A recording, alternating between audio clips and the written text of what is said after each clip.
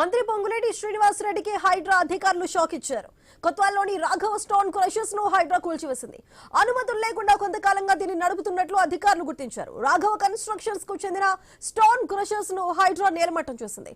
Mining pollution అధికారుల ఫిర్యాదుతో అధికారులు చర్యలు తీసుకున్నారు.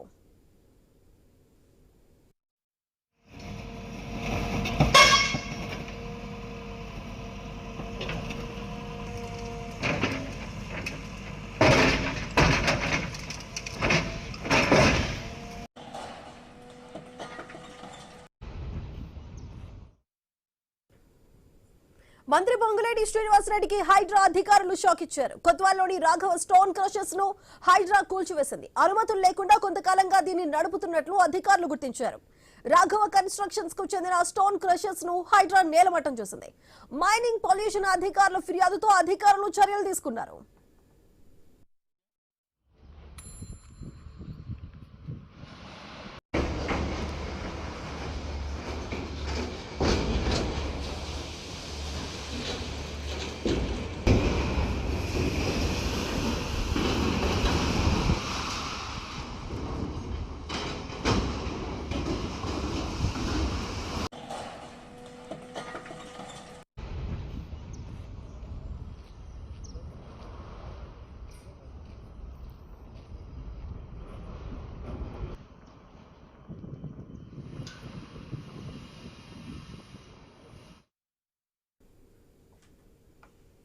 మంత్రి పొంగులేటి శ్రీనివాసరెడ్డికి హైడ్రా అధికారులు షాక్ ఇచ్చారు. ఇటు కొత్వాల్లోని రాఘవ స్టోన్ క్రషర్స్ ను హైడ్రా కూల్చివేస్తోంది. అయితే అనుమతులు లేకుండా కొంతకాలంగా దీన్ని నడిపిస్తున్నట్లుగా అధికారులు అయితే గుర్తించారు. రాఘవ కన్స్ట్రక్షన్స్ కు చెందిన స్టోన్ క్రషర్స్ ను హైడ్రా నేలమట్టం చేస్తోంది.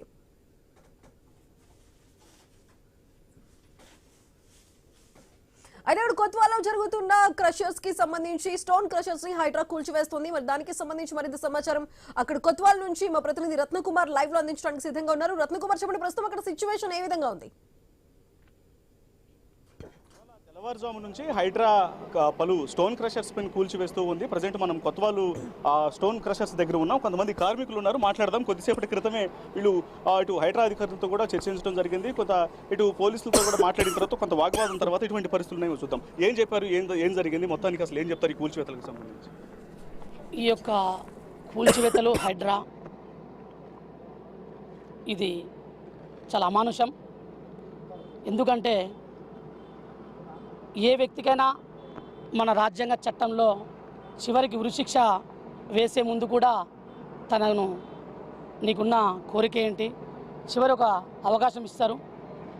అలాంటిది ఈ యొక్క హైడ్రా అంతకంటే దౌర్జన్యంగా దారుణంగా ఉంది. మేము గత 10 సంవత్సరాల నుంచి ఇక్కడ హైదరాబాద్ నిర్మాణ రంగంలో భాగంగా ఇక్కడ ఆర్ఎంసీ ప్లాంట్ ఏర్పాటు చేసుకున్నాం. మాకు ఆర్ఎంసీ అనేది నాన్ పొల్యూట్. ఎందుకంటే మేము కాంక్రీట్లో వాటర్ మిక్స్ చేస్తాం. వాటర్ మిక్స్ చేయడం వల్ల పొల్యూషన్ కాదండి. హైదరాబాద్లో ఎన్నో పొల్యూషన్ ఫార్మా ఉంది. అలాంటి వాళ్ళను వదిలేసి మా యొక్క చిన్న వాళ్ళని ఇక్కడ ఉన్న ఆర్ఎంసీలో ఎవరు కూడా ఏ వ్యక్తి కూడా సింగిల్ ఓనర్ లేరు.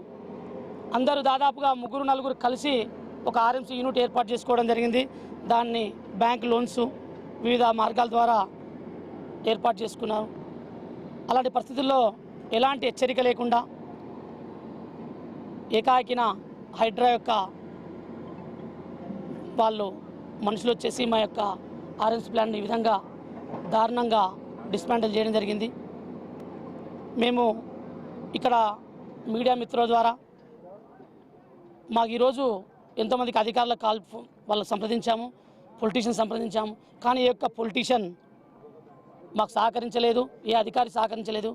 ఓన్లీ మీడియా మిత్రులు మాత్రమే మాకు సహకరించారు. మా యొక్క సమస్యని పై అధికారుల దృష్టి తీసుకెళ్ళి మా యొక్క మిషనరీని వీలైన తొందరలో మాకు రేపు ఈవినింగ్ వరకు టైం ఇచ్చారు. హైడ్రా చీఫ్ రంగనాథ్ గారు ఓ రకంగా సరే తాను మమ్మల్ని నష్టపరిచినా మాకు ఒక అవకాశం ఇచ్చారు. వారికి కూడా కృతజ్ఞతలు. మీడియా మిత్రులు మా యొక్క సమస్యను వారి దృష్టికి తీసుకెళ్ళి మా సమస్యను మా మిస్టర్ మాకు నష్టం జరగకుండా కోట్ల రూపాయలు కొద్దిసేపటి క్రితం హైడ్రా నుంచి ఒక లెటర్ అనేది వచ్చింది. రాఘవ కన్స్ట్రక్షన్ కంపెనీకి సంబంధించి కావచ్చు, ఇతర కంపెనీలకు సంబంధించి కొన్ని పేర్లు అనేవి కన్ఫ్యూజ్డ్గా మేము ప్రచురించడం జరిగింది ఇచ్చిన దాంట్లో. సో వేరే వేరే కంపెనీలకు సంబంధించిన వాటిని ఇసాము, మరలా చెప్తామనే విషయాలను కూడా తెలియజేయడం జరిగింది. సో వీటికి సంబంధించి మిస్కన్ఫ్యూజన్కి సంబంధించి ఏం చెప్తారు? ఈ మిస్కమ్యూనికేషన్ అనేది ఇక్కడున్న ఏదైతే హైడ్రా వ్యక్తులు వచ్చారో వాళ్ళు మాత్రమే ఉద్దేశపూర్వకంగా దీన్ని మిస్కమ్యూనికేట్ చేశారు. ఉదయం వరకు కూడా హైడ్రా ఇక్కడ ఏదైతే పొంగులేటి గారి క్రషర్ అన్నారో ఆ క్రషర్ మాత్రమే డిమాలిషన్ చేయడానికి వచ్చిందని చెప్పారు. వాళ్ళు వ్యక్తిగతంగా మళ్ళీ ఏ విధంగా అనుకున్నారో వాళ్ళ ఉద్దేశపూర్వకంగా మా యొక్క ఆర్ఎంసీ ప్లాంట్లను డిమాలిషన్ చేయడం జరిగింది. వాళ్ళ ఉద్దేశపూర్వకంగా చేయడం జరిగింది. అలా చెప్పండి, ఏం చెప్తారు మీరు? ఇక్కడ వర్క్ చేసేటువంటి వాళ్ళు ఎవరెవరు ఉన్నారు, ఏం చెప్తారు ఇక్కడ జరుగుతున్నటువంటి డిమాలిషన్? మేము ఇక్కడ ప్రతి ఒక్కరము 4-5 కలుసుకొని చిన్న పరిశ్రమ వాళ్ళం కలుసుకొని చేసుకొని ఏదో చేసేది. ఇక్కడ అందరం ఒక ప్లాంట్కి వచ్చేసరికి 30 నుంచి 40 మంది పనిచేస్తారు. అలాంటిది 20 సంస్థలు ఉన్నాయి ఇక్కడ. 20 సంస్థలకు గాను ఒక్కొక్క సంస్థలో 100 మంది పోతే 2000 మంది ఎక్కడికి పోవాలి ఒకేసారి? మేము పోమని చెప్పలేదు, వచ్చిన సరే మీరు వద్దన్నప్పుడు మేము ఒక్కరోజు టైం అడిగాం. ఒకరోజు టైం అడిగాం తీసేస్తామని చెప్పాము. మీరు ఏకదాటిగా ఒకేసారి తీసేయమంటే తీసేదానికి కోట్లతో సంబంధించింది ఇది ఎక్కడికి పోవాలి? మేము లోన్లు ఎవరికి కట్టాలి, ఏం కట్టాలి, మేము తెచ్చిన పైసలు ఎవరికి కట్టాలి, అది ఏమన్నా పనికి వస్తుందా? మేము తీస్తామని చెప్తున్నాము. వరకు వాస్తవాలు ఉన్నాయి. అంటే మాకు వచ్చినటువంటి సమాచారంలో కరెంటు అనుమతులు కూడా కట్ చేస్తే డీజిల్ పోసి మరీ ఆపరేట్ చేస్తున్నారు పర్మిషన్స్ లేకుండా అనేటువంటి విషయాలను హైడ్రా చెప్తుంది. ఇక్కడ మొదటి నుంచి చూడగా పవర్తో ఏ ప్లాంట్ రన్ చేయట్లేదు, అన్ని డీజీతోనే రన్ చేస్తూ ఉన్నాం. పవరు అనేది మాకు ఈ 111 జీవో కాబట్టి మాకు పవర్ ఇవ్వలేదు, కాబట్టి మేము అందరూ ఇక్కడ జనరేటర్తోనే రన్ చేస్తూ ఉన్నాం. అలా చెప్పడం ఒక ఉద్దేశపూర్వకం. మేము హైదరాబాద్ నిర్మాణ రంగంలో ఇప్పుడు హైదరాబాద్ పరిస్థితి ఏ విధంగా ఉందో అందరూ చూస్తూ ఉన్నారు. అలాంటి హైదరాబాద్ నిర్మాణ రంగంలో మేము భాగమై ఉన్నాం. అలాంటి మమ్మల్ని నష్టపరిచి ఈ విధంగా నష్టపరచడం, ఒక్కొక్క ప్లాంట్కి ఈరోజు జరిగిన నష్టము దాదాపుగా 5-6 కోట్ల నష్టం జరిగింది. 5-6 కోట్ల నష్టం జరిగింది.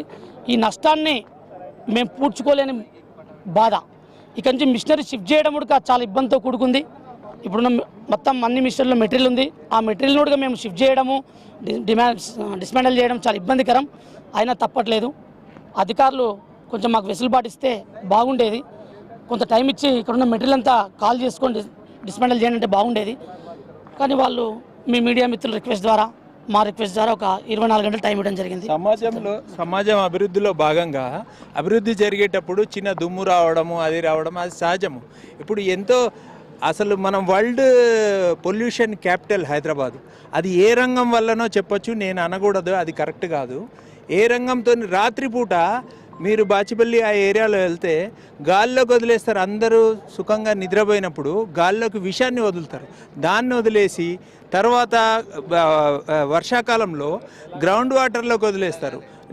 బోర్లు వేసి భూమిలోకి పంపు చేసిన సంస్థలు కూడా ఉన్నాయి, అందరికీ తెలుసు, మీ మీడియా వాళ్ళందరికీ. సో దానివల్ల గ్రౌండ్ వాటర్ కూడా కాలుష్యం అయిపోతుంది.